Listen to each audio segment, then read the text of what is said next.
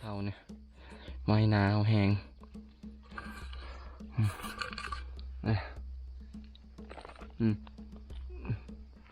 พาเพื่อน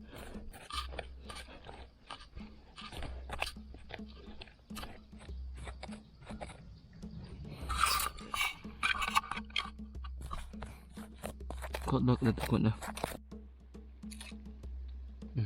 แม่มัน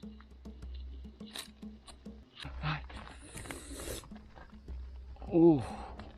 กดเนี่ยร้อยโอ้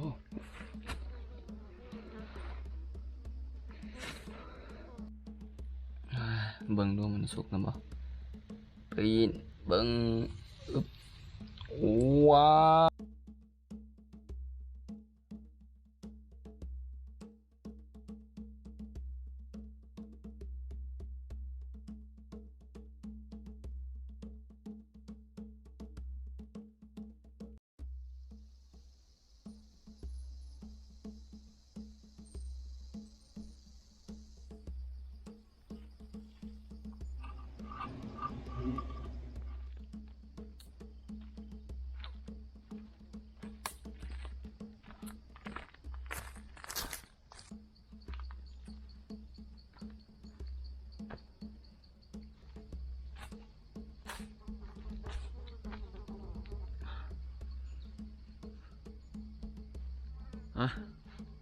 สวัสดีทุกคนสวัสดีเข้าสู่ช่องจึกเฮกเลอร์วันนี้เขามาเลาะป่าทุกคนป่ากะแคมโคกทุกคนเลยถือว่าวันนี้เลาะป่าด้วยแบบว่ามาหาเห็ดกระแมนหรือว่าเห็นยังก็เอานะถือว่าโอ้ค่อนข้างที่แบบว่าแดดทุกคนถือว่าฝนนี่หากระเซ้าตกนี่เห็นบ่สุ่มเสื่นอยู่ใบบอกใหม่ๆถือว่าพืชแต่ละอันนี่เคี้ยวหมดกงใหม่นะถือว่ามื้อนี้เฮาสิพาทุกคนไปหาเห็ดแล้วก็เห็นยังก็เอานะทุกคนนะถือว่าหาแนวกินนั่นแหละถือว่ามื้อนี้เฮาออกมาหน้านะทุกคนอันนี้ก็ป่าแคมป์หน้านี่แหละทุกคนไปจังได้ก็ไปเบิ่งนำกันทุกคนว่าเห็ดมันจะออกบ่นะแต่ถือว่าแถวทางอื่นนะเห็ดมันออกอยู่แต่ทางเฮายังบ่ฮู้นะ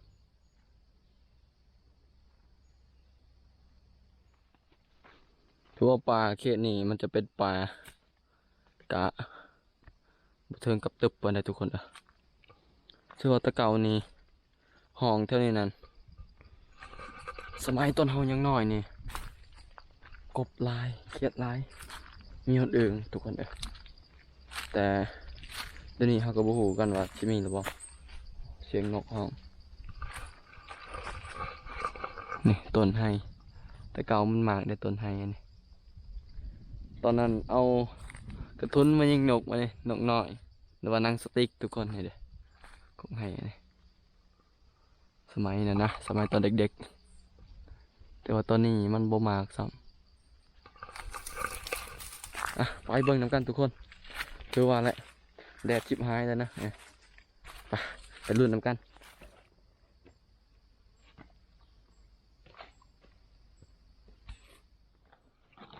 ดวงใหม่เท่านี้ก็บอกว่าเนาะโอ้ขวจิรอชิลกอยู่บ่วะ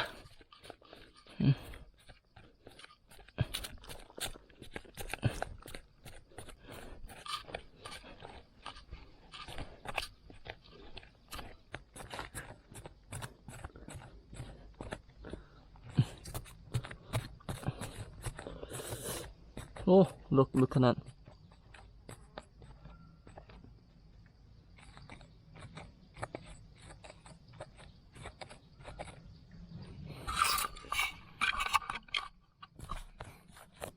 กดลึกเลยทุกคนมันห่างใหม่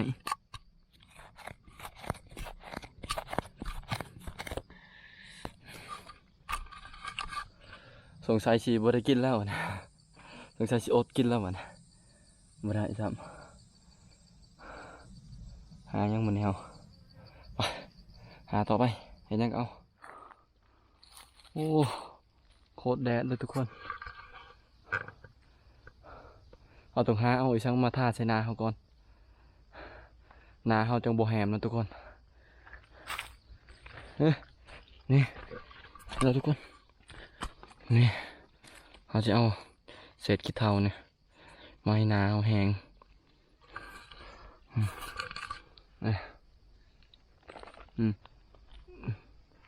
ท่าเพื่องเย็น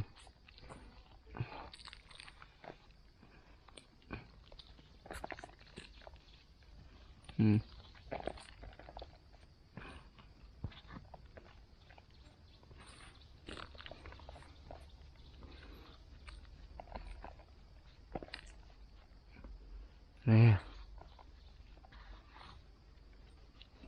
ได้แล้วบ่โอเคอีกนิดนึงโอเคเรียบร้อยทุกคนถือว่านาของเฮาก็เย็นได้บ่เนี่ยเอาขี้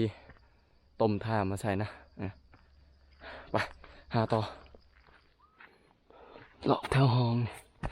อาจจะมีพวกเขียดพวกกบพวกอึ่ง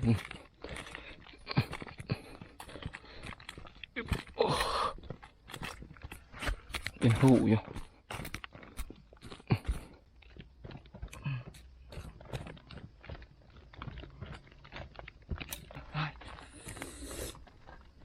โอ้กดเหนียวเลยดิน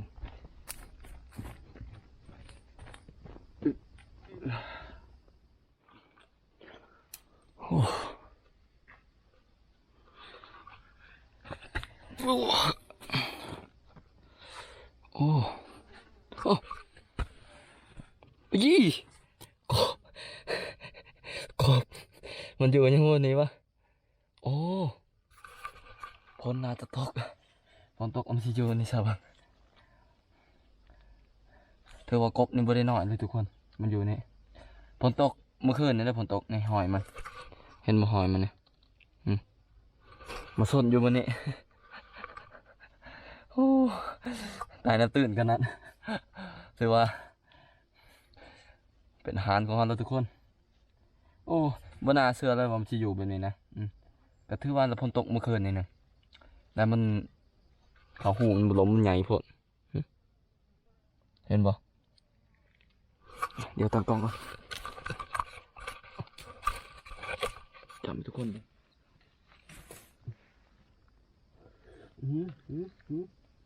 แข่งก็จะหน่อยไปเฮ้ยจริงร้อยโอ้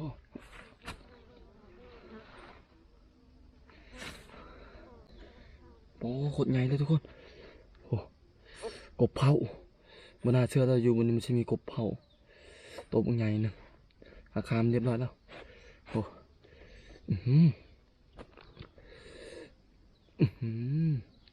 กบเผาทุกคนไปนะมันห่อนนะดิใส่หมวกยังบ่พอ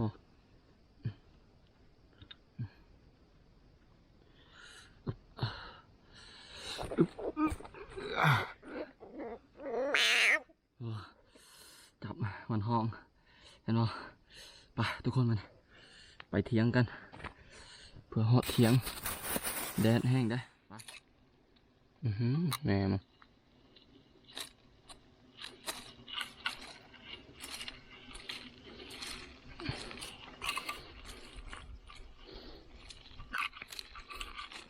มันเห็นห่างที่นั่นบ่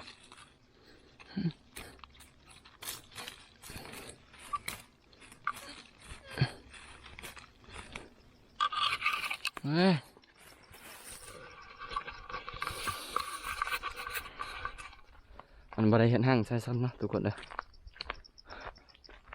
มันบ่เห็นห่างใช่เลยแฮวมองว่าจะได้กินน้ำหวานถ่ายบ่ได้กินโคตรแดดเลยโอ้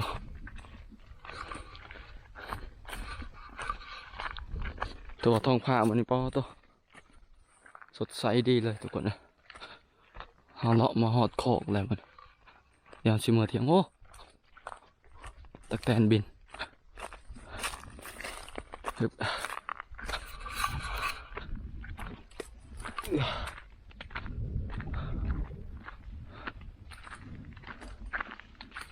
ไปตัดภาพไปก่อนทุกคนตัดภาพไปหอดเที่ยงมาบอกอยากนำนี่ทุกคนนี่แหละคือทุ่งนาของเฮาทุกคนเลยถือว่ายังบ่ทันไถเลยถือว่าบ่ทันไถฝนหากระตกเดี๋ยวอีก2-3 วันเฮาจะมาไถนาแต่ละปีนี้ทั่วปีนี้แหละฝนตกตัวพอปีขนาดทุกคนแต่ปีกายในชั้นนี้ยังบ่ทันมีไผเห็ดนาซ้ำอันนี้เริ่มจะเห็ดนาแล้วแต่ละคนถือว่าปีนี้ฝนตกดีถือว่าเขาก็น่าจะเป็นมากว่าเริ่มมากแล้วทุกคนโคตรดกเลยผลดีแต่พอปีมากไม่ก็ดกนี่นะอันนี้โคตรเลยทุกคนทุ่งไห่ทุ่งนาบ้านเฮาโอ้แต่ว่าบ่อยากได้ยินเวลาแต่เสียงนกเขานะกองเพื่องวางปีกไก่นี่นกเขาก็บ่อยากได้ยินเลยคือว่ามันดับนั่นแหละทุกคนนะเพราะว่าคนต่อมันตลอดหรือว่าหามันเรื่อยๆนะเดี๋ยวดังไฟก่อนทุกคนไฟนี่ก็จะติดจะบ่ติดบ่ฮู้เลยโอ้ตะจันยามนี้ก็ห้องอีกโอ้โอ้โอ้โอ้พอไหมมือนี่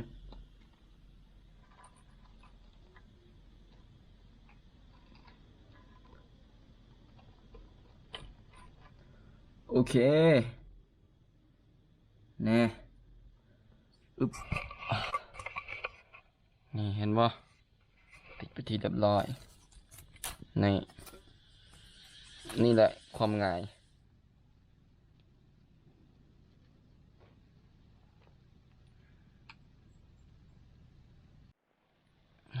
เบิ่งดูมันสุกนะบ่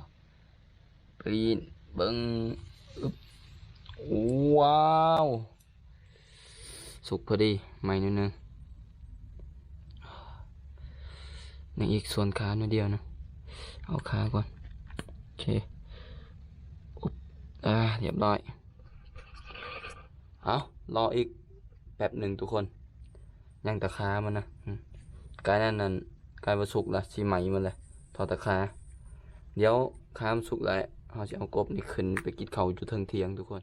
เอาสุกแล้วได้ทุกคนนะเดี๋ยวขามันก็อ๋อหอมสุกแล้วไปทุกคนมานี่กินข้าวน้ำกันเด้อโอ้บรรยากาศทุกคนเด้อถือว่าแดดนี่ก็ยังเปรี้ยงๆอยู่นะพอโอ้เสียงเขาไทยหนาเอ้าน่าอยู่น่ากินกันฉันไม่ละเมื่อกี้นี่กันเก็บหอยสกุลมันเก็บเด้กบเขาที่เขาได้บนหวยน้อยนะเด้เขาบุกินบ่เจ้านะเด้นอนเลยกินเข่าก็ได้ทุกคนเนาะพุ่นละคลิปหน้าพุ่นละจังสิไปหาตักสิเฮ็ดหยังคลิปหน้ายังบ่ฮู้ว่าสิไปทางใดก็เบิ่งไว้ละทุกคนเด้อจังได้ก็ใครเข้ามาเบิ่งก็กดติดตามกันนั่นแหละทุกคนเด้อเพื่อเป็นกำลังใจคลิปต่อไปนะตัวอันนี้ก็มันยากเนี่ยแฮงก็เต็กก็จะฮอดนำเฮ็ดให้เฮ็ดหน้าแฮงยากเลยทุกคนเด้อและพอกันวิดีโอหน้าเด้อทุกคนเด้อ